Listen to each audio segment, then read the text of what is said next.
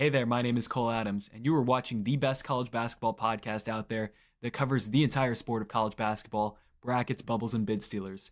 Now, here are your hosts, Sam Fetterman and Jonathan Lidskin. Season 6, episode 31 of Brackets, Bubbles, and Bid Stealers. I am Sam Fetterman. That is Jonathan Lidskin. This is our third tip-off talk of the night, and we've got Zach joining us to talk about the UConn Huskies. Zach, how are you? Doing great. Hope everyone's enjoying their summer. So, UConn last season, coming off of back-to-back national championships, definitely took a step back. 32nd in KenPom, lowest since, I believe, Dan Hurley's second year at the helm. Yeah, which feels crazy considering like this was still a really good basketball team last year for the most part. But this year the expectations are set right back up at this team should be competing for a national championship level, and the roster backs that up. This team did a really good job going out there and plugging some of the holes. Jonathan, let's start with the point guard position because that was something of a hot topic for UConn last year. Hassan Diarra, simply for as good as he was as a bench player, as a jolt of energy, as a defensive sub in his first two seasons at UConn, just couldn't handle the load of being a starting point guard. So what does UConn do? They go back out there and say, all right, we're bringing big guards back into style. Yeah, positional size, I think, was emphasized a lot with this roster, specifically at the starting point guard spot. You add Silas Demery from Georgia. You know, he's a big playmaking guard. Not going to be a knockdown shooter, but they have plenty of guys on this roster to do that. And he can pressure the ball. He has length. I think it's just simply Dan Hurley going back to his bread and butter and what worked when they won the two titles. Yeah, it's the biggest issue kind of with the team last year in a lot of ways was that their success had been based off of size, and there was the obvious Donovan Clingan factor there for 2 years. But the kind of unappreciated or underspoken thing the whole time was you also had Tristan Newton, who was huge. He was like a 6'5" guard, very physical in the paint as well. And last year's team, they just did not have the size of the point guard position between Aiden Mahaney and Hassan Diarra. And the other issue that Hassan had, who I love, like he was dealing with some knee issues later in the season, older player. I mean, it was stereotypical to say he's the old man's worn down, but I mean, because he's not old, like compared to me. I'm old. He's not old. But have a pro career. He did it well compared to you guys. I'm ancient, but he did get worn down physically as the season wore on, and they went out and in the portal and they just went back to the bread and butter to get Silas, who I'm just extremely excited to have him in the fold. As Jonathan, you alluded to, he's not a great shooter, but on this, on a team with Braylon Mullins and Solo Ball and Alex Caravan, I'm thinking for him, like if he hits maybe a 3 a game, I think he's maybe taking 2 or 3 tops a game. There's going to be so many opportunities for absolute knockdown shooters where it's not something that they're going to rely on him from the outside. I think they're going to be looking at him to obviously distribute the ball, but also to get into the paint and get kind of those, I know it's stereotypical, those gritty points. That was what made Tristan Newton great, was his ability to draw fouls, draw contact, and get to the line. That was something they just didn't have last year out of the guard position as a whole. They had nobody really who could take the ball one-on-one and dominate. At times Liam McNeely, but he was a freshman. He dealt with injuries also. So they really needed a guard size-wise, but also somebody, the ability to just draw fouls and draw contact. Yeah, and you kind of mentioned it, McNeely being the guy that they would have to go to in those spots because they didn't get it from Diarra. They couldn't get the dribble penetration from Ball. This year, the fact that they have that in the backcourt, they're going to be a more physical team top to bottom because you look just the way that they're going to be able to make their lineups. Obviously, you can have your ridiculous shooting lineups with Ball, Mullins, and Caravan, but you don't need to have all 3 of those guys on the court together the way they kind of needed to have McNeely on the court at times. And they couldn't go to Stewart and Ross as much to give them a little more of a different element. This year, they're going to have different ways that they can get to different elements and more physical elements of their game, which I think is something that was a huge part of that national championship team. I mean, Stephon Castle was one of the best defenders in college basketball. Tristan Newton, the size. Cam Spencer was a bigger guy as the smallest guy on the court. And obviously the size you had at the 5 with Clingan and the size and the strength you had with Sonogo the year before that, and Andre Jackson, his athleticism and strength, I think this team is going to get back to being more physical. And you look at the teams that have won the Big East in the past couple of years. Physicality has been so important for that. St. John's, they were just the biggest, most athletic, strongest team in the Big East last year, and they wore teams down. And you look that Providence team a couple of years ago, that won the Big East. They were really strong, and obviously those teams didn't have they weren't maybe their Big East records were better than their Ken Pom ranks. Yeah, but this may have been discussed. But we've seen UConn teams that are physical and win the Big East and still have the offense to go out and play at a number one Ken Pom ranking. Now, is this UConn team going to be number one in Ken Pom? Probably not. But now that kind of the defense is probably going to be a little bit more on par with a higher level than last year, I want to talk about this offense, because when they do have the ability to play those Mullins, Caravan, Ball lineups, oh my God, they are going to be so well spaced. Yeah, they're not going to lack options, especially from the perimeter. This team should be able to shoot the lights out. To a smaller degree, that was the case last year, and then they went into, Alex Caravan was dealing with a lot of issues. I'm extremely, it's an inside joke on UConn, but I actually legitimately am extremely high on Alex this year, because a lot of his shooting splits last year just didn't really make sense. They weren't bad shots. They're shots he's always hit that just for whatever reason they didn't go in last year. So I'm hoping a big regression for him this year. And Solo Ball might be the best shooter. I think he's the best shooter in college basketball. I think if you ask 50 experts, the lowest he's going to be on anybody's list is 3. So he's an incredible shooter, but also Braylon Mullins, we're all extremely excited for him as a freshman coming in as an athletic shooter. Those 3 alone from the outside, and they have other players who can shoot a little bit, but just those 3 alone gives them just a deadly combination from the outside. And I am a little interested with some of the offseason stuff we've heard from Dan Hurley in the media availability. What made those UConn teams great was the very intricate offense, and it's never the first motion, it's the second or third to spring somebody. He sounds like he wants to back off of that a little bit. I think a little bit of last year's struggles, he maybe is chalking up to the fact that team was it was bad defensively, and that was the biggest issue. But I'm wondering if his thought process, they had so much they had to process offensively, and with newer guys coming into the system who struggled, that he just wants to simplify the playbook. And it's going to be, I think it's going to be a little less of, your Spains, your Horns, your Eastern European sets that you saw in Eurobasket, and a little more one-on-one. But the biggest thing for this team is going to be if they can play defense. And I mean, with those 3 guys you mentioned, Ball, Mullins, and Caravan, you'll just be able to run and gun and just shoot a ton of threes with those 3. And Jonathan, I know you want to get into this too.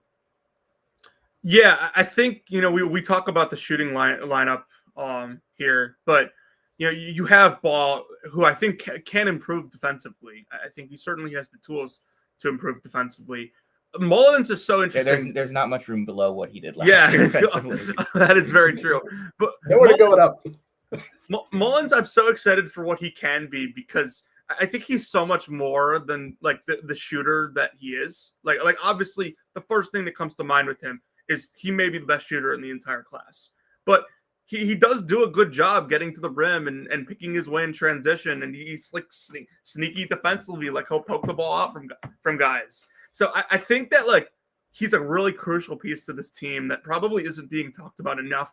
And that just naturally happens with freshmen as well. Like they'll naturally get underrated coming Especially into the when year. They're not projected to be the best player on the team. Yeah, of course. But I think Mullins is going to have some games that he makes a real difference and can really spark runs for this team.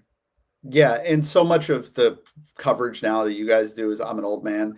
There was so much coverage around freshman incoming classes 15 or 20 years ago, and take half of that attention and move it to just, if not more, to the transfer portal, to the point where now people don't really talk about freshmen as much, with some exceptions, obviously. They talk about certain freshmen, and it seems like Mullins hasn't been one that has been like the main attraction. Maybe that's because he played at a public school in Indiana. Maybe that's because he didn't play. He's playing public high school hoops in Indiana. He gets YBL. He was on Under Armour. Yeah, he played for Indiana Elite.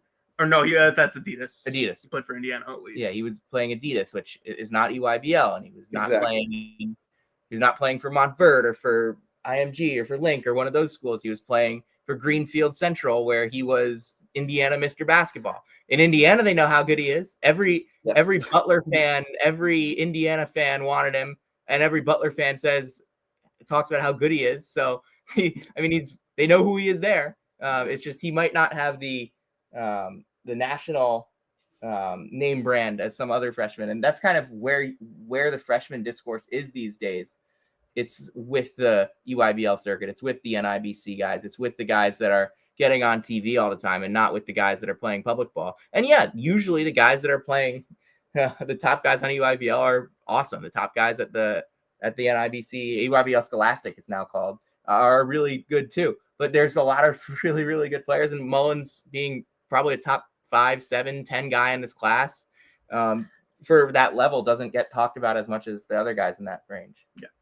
Yeah, and he's a player who, people are going to just naturally stereotype, oh, Indiana public school kid, he must be a knockdown shooter, which he is. But John, you alluded to it. He's got an explosiveness to his game athletically that I don't think people are ready for, because you don't get that traditionally out of Indiana public high school players, or people don't think of it that way. But it's a good check to remember, don't just stereotype these kids. And he's one of the two.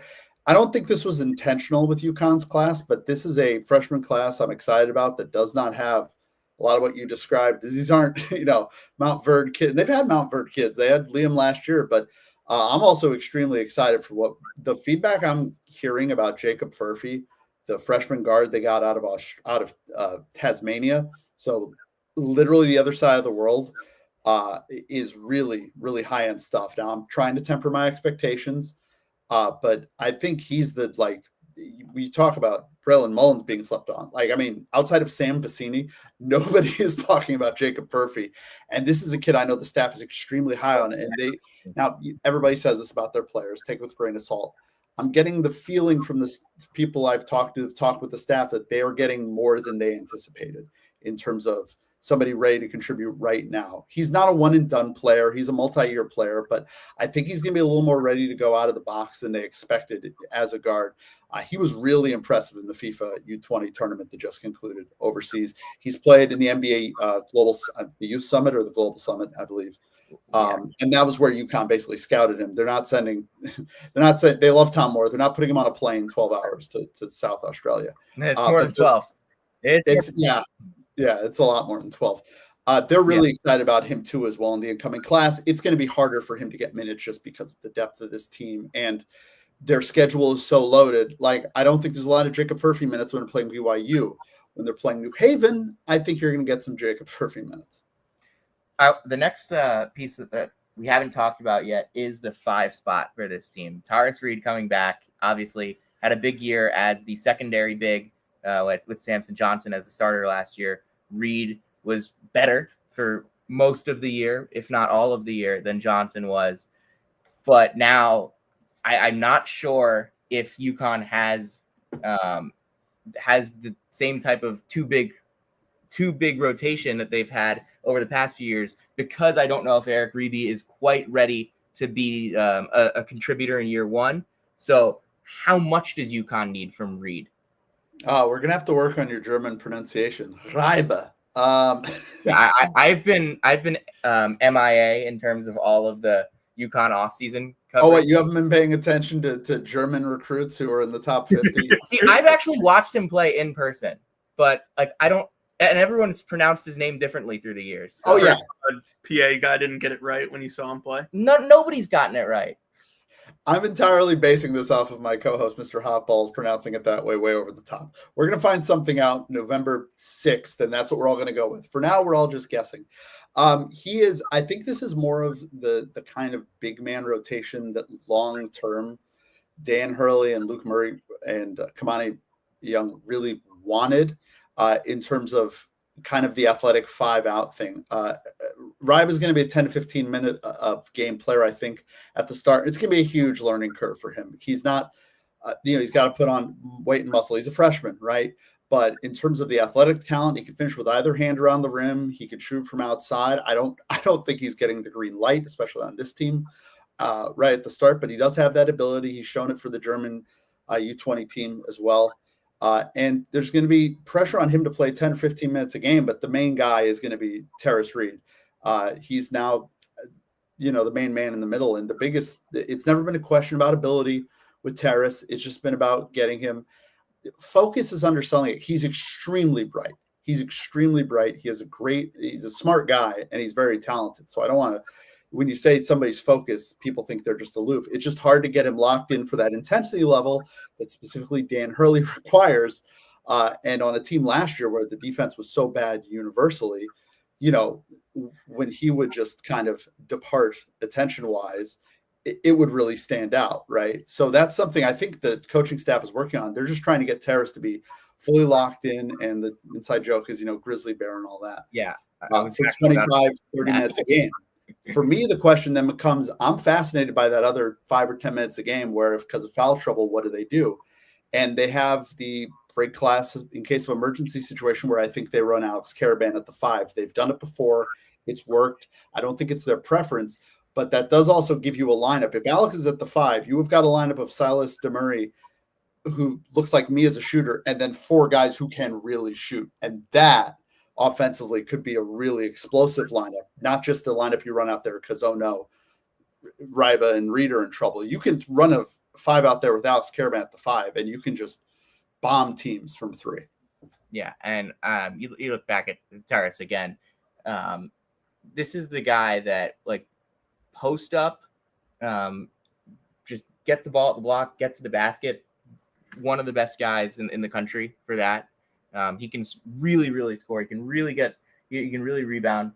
And you mentioned it. It's just, there's a level of kind of passivity that it feels like certain possessions he's hell-bent on being dominant, and certain possessions it's just not as obvious there. And that's kind of where the whole grizzly bear thing comes in. This is a guy that Dan Hurley, who's basically made of unbelievably ridiculous quotes, dropped one of the most ridiculous ones of the year last year, asking UConn fans to DM him pictures of grizzly bears. Yeah, which is what I was just tweeting him pictures of Chicago Bears. That is just about the exact opposite.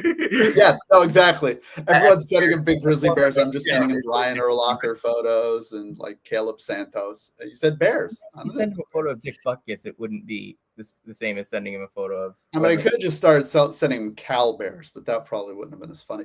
The thing about Terrace is the second half of the year. Algorithm has taken over UConn. Just Andrei Stojakovic highlights. Chris Bell. The thing about Terrace that kind of gets lost in the morass of whatever last year was, and it ended up on the whole being a fine year. It's expectations and what they were. We've talked on our show, in the light of day, you have a couple months. If that's the bad year, this is pretty good. They made the second round. They took the national champs to the wall. And they played their best game of the year was their last game of the year. They came up 2 points short, but that was the best game they played all year. And in that game, and a lot of the games down the stretch, Terrace really put it together. And so I think part of their hope is if they can just get that Terrace Reed that they got in February and March, and if they can count on that on a night-to-night basis, they're going to be all right. And the other reality is, especially in this league, like there are big games and big matchups. They don't need Terrace to be that every night, especially because of what they have. And defensively, they're counting on him being an anchor, but also how many bigs are they running into on the schedule? Even though it's a loaded schedule, there's not a ton of like, oh my God, bigs where you're like terrified. Yeah, that's been a thing around the country. It just doesn't feel like there's as many bigs as there have been over the last few years. Last couple of years, college basketball has been like every year. It's the year of the big. Could 4 preseason? Hunter Dickinson was in college. All Americans are big men like every year for the last 5 years, but this year it just doesn't feel quite as strong at the big man position. Reed's probably going to be one of the better ones in the country, even for his faults. I also want to talk about Jalen Stewart and Jaden Ross, the 2 guys who came in with that freshman class 2 years ago, have taken paths where they've both been contributors. Ross has been maligned offensively, but tremendous defensively. Stewart has had his moments. He has also had moments where it didn't look good. What do you think we can expect from those 2 this year? Because I feel like those 2 are real ceiling alterers if they can find the right connections, if they can find the right lineups to throw them in. I really have high expectations for Jalen Stewart, especially this year.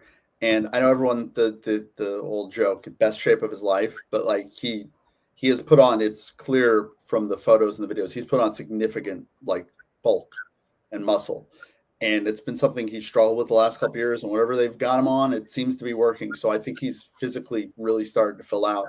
So I have high expectations. Jalen Stewart's someone who, for UConn, the last 2 years, his best games have been in like when the lights have been brightest. Is when he's really stepped up.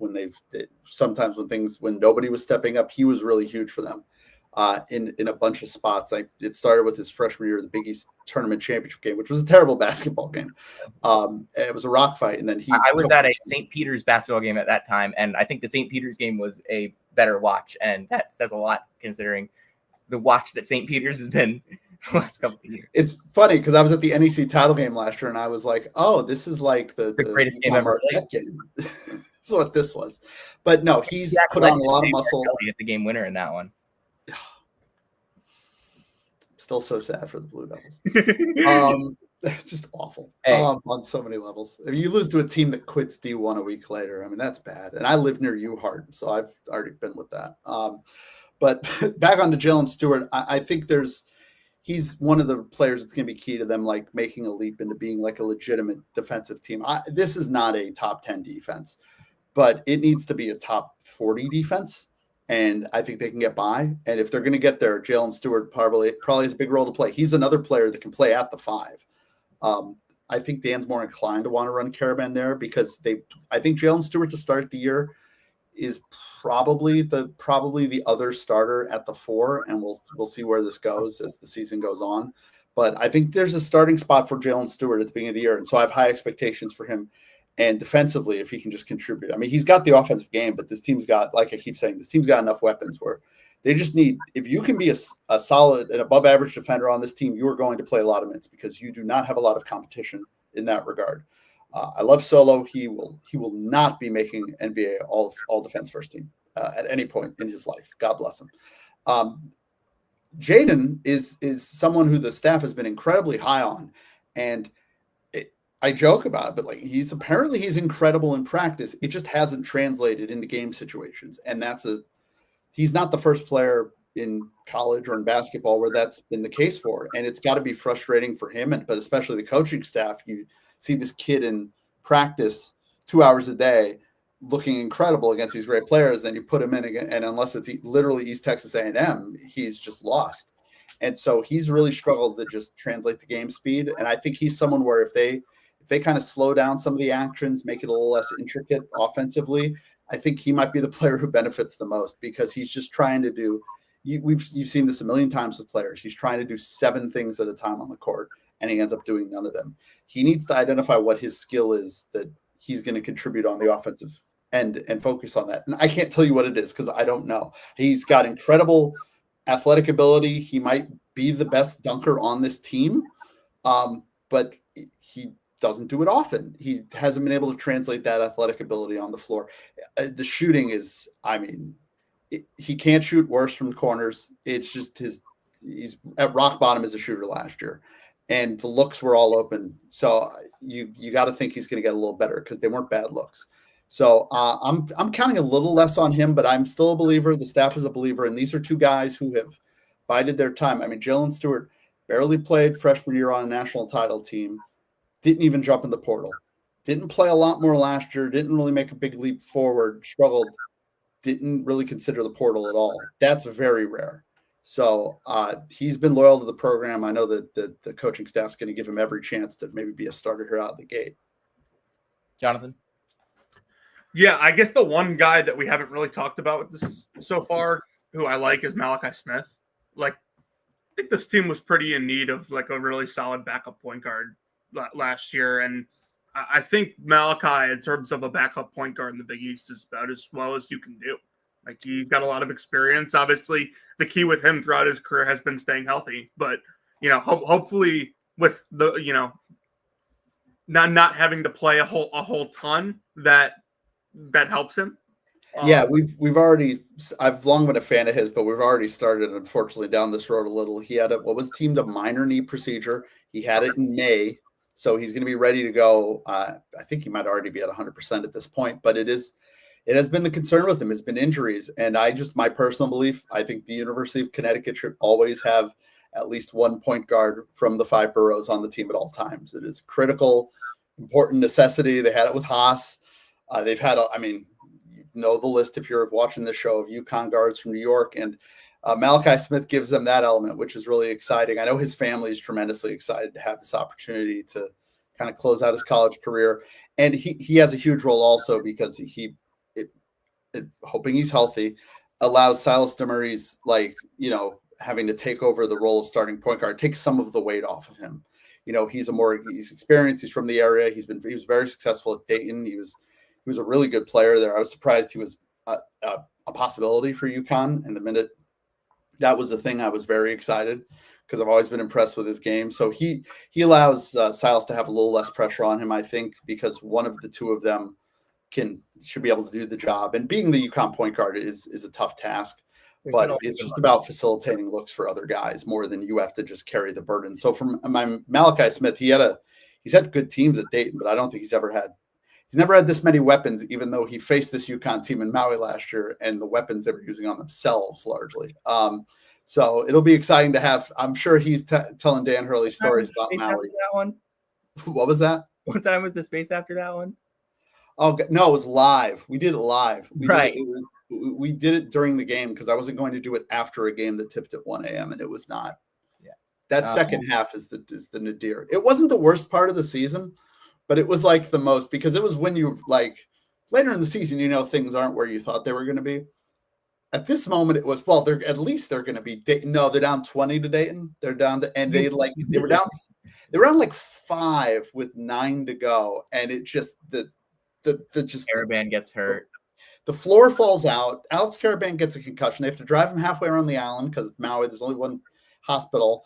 And it was almost comical how bad the whole trip, it was every worst case scenario for that trip. Yeah, and not playing in one of those big MTEs again. Never, not once. Yeah. Not once. It does allow UConn to play some of those neutral site games, like the BYU game, the Illinois game, in places that are more on their own terms and one-offs.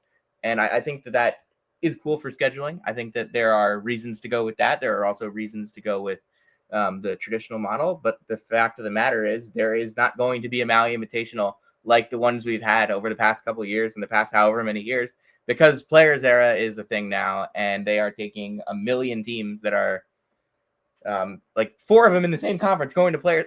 I still don't understand how Players Era is actually working.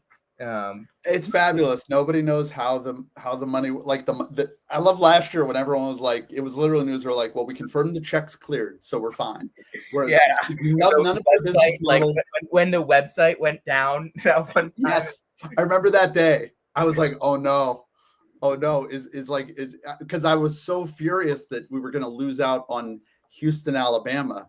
And I was they get the Thomas and Mack, unlock it. We're playing this, not losing this game. Yeah, we lost Baylor Gonzaga in the regular season in 2020, 2021 for different reasons. Yes. We're not going to lose another game like that. I was about to go on air at school. And I remember you texted me, and I'm I cannot deal with this right now. Well, my other thought was that I remember how much Creighton took a huge bath to screw Maui to get out. And I was did they just take a bath to leave Maui, and now they're not going to be able to play in this thing? No, they left Atlantis.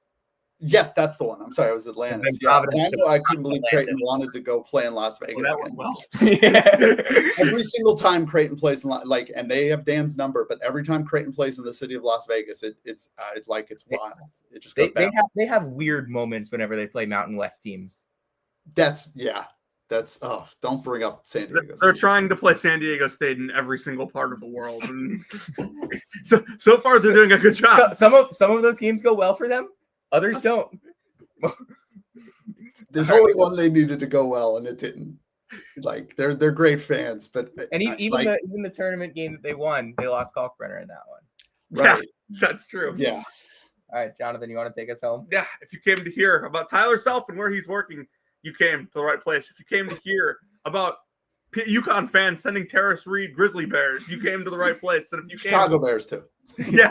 And if you came to hear about the latest happenings with Caleb Grill, you came to the right place. This has been season 6, episode 31 of Brackets, Bubbles, and Bid Stealers, and we'll see you next time.